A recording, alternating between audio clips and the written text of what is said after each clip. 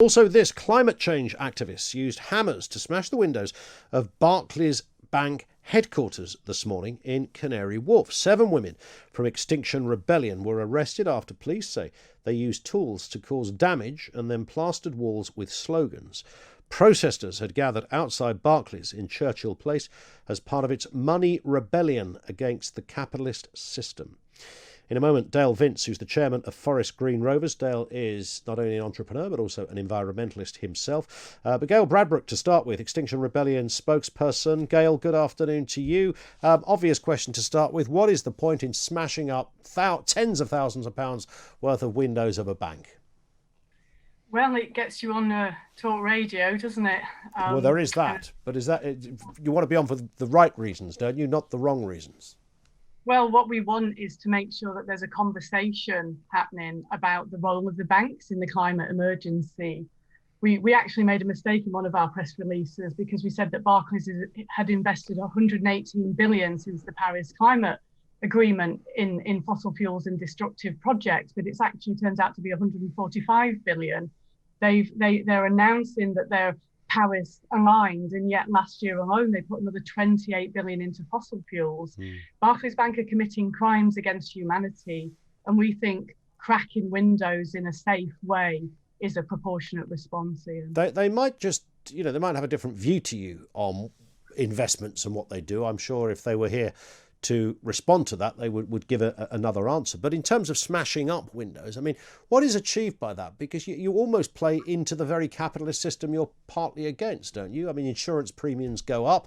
It's going to cost money. The money is passed on to consumers. So the whole cogwheel of commerce continues to turn as a result of the 7 women who smashed up the windows. And looking at the size of those windows, that's probably 100 grand's worth of damage. I mean, I think what's important is to look into the history books at how change has happened. So you got the vote, Ian, because the Chartists broke windows, and Emmeline Pankhurst and other suffragettes decided to follow suit and had a window breaking campaign across London and secured the vote that way. It's largely accepted that their actions are what enabled women to get the vote after almost 100 years. But that's because there was half the population and many of the lower social economic male population as well couldn't vote, so there was an obvious campaign there. Whereas quite right, and what Barclays Bank is saying is that their investments are aligned with Paris, but since the Paris Agreement was signed, the whole banking system, and Barclays in the top 7 of criminals for this, have put 3.7 trillion into new fossil fuels. And now we've broken the Paris Agreement because a recent paper from Nature Climate Change this January says we're going to, no matter what we do, heat the planet to 2 degrees of warming. 2 degrees of warming, when Paris said we should stick to 1.5, means that entire countries are going to go under, that cities are going to flood, that people are going to die. There was an MOD report saying that we're heading for a perfect storm of food shortages and water shortages, and there will be wars across the world.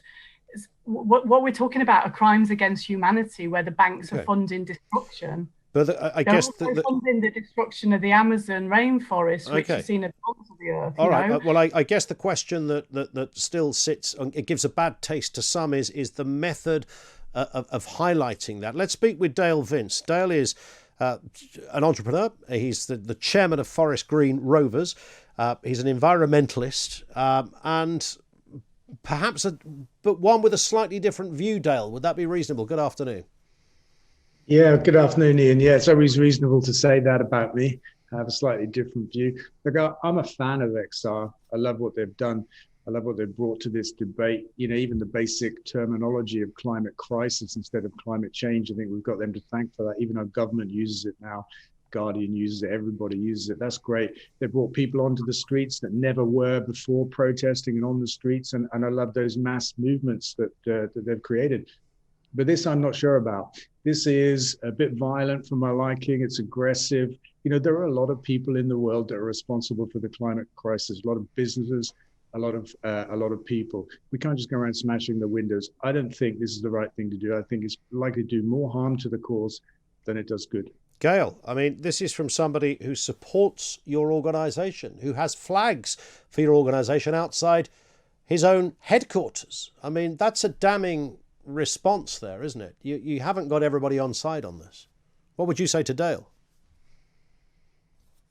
Opinion, he's a businessman and he's in my hometown. My son's played for his football team. I like what he could traditionally do, and he's not running a social movement. He's not trying to support social change in the same way.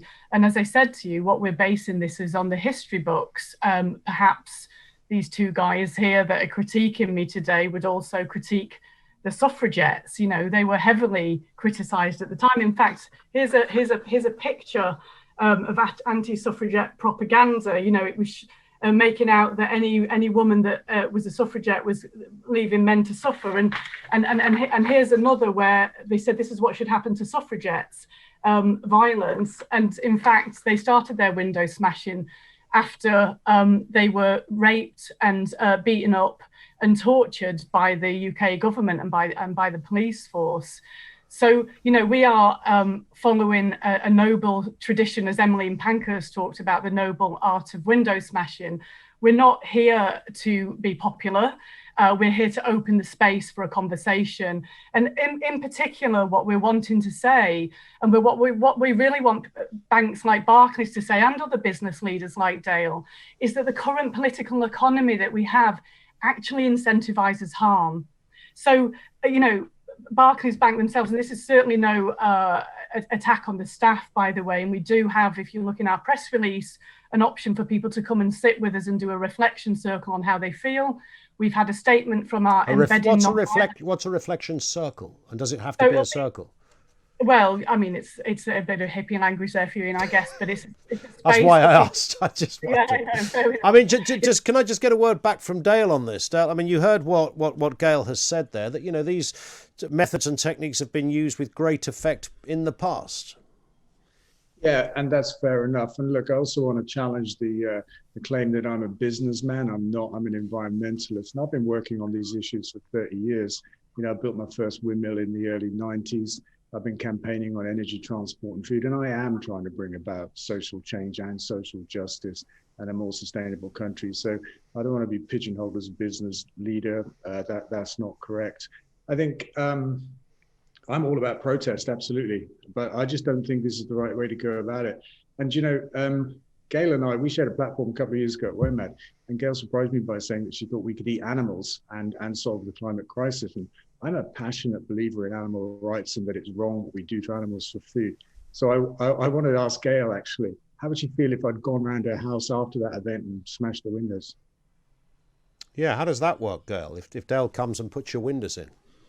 Well, it may well happen. As I said, people who've done social change protests in the past have been subject to violent abuse, and I hope you're not in any way trying to encourage that, Dale. No, but you're saying smashing windows is okay.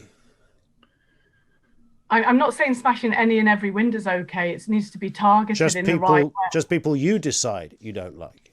Well, I've not personally invested 145 billion in fossil fuels, and but you're part of the meat-eating industry, which is part of the problem that we have in terms of climate. I thought was the argument from organisations like Extinction Rebellion. I mean, some would say that's right up there as one of the main issues that needs to be addressed. Well, it's interesting because what Dale's arguing is that we need to be sort of widely appealing, and at the same time that we need to sort of say you have to be vegan.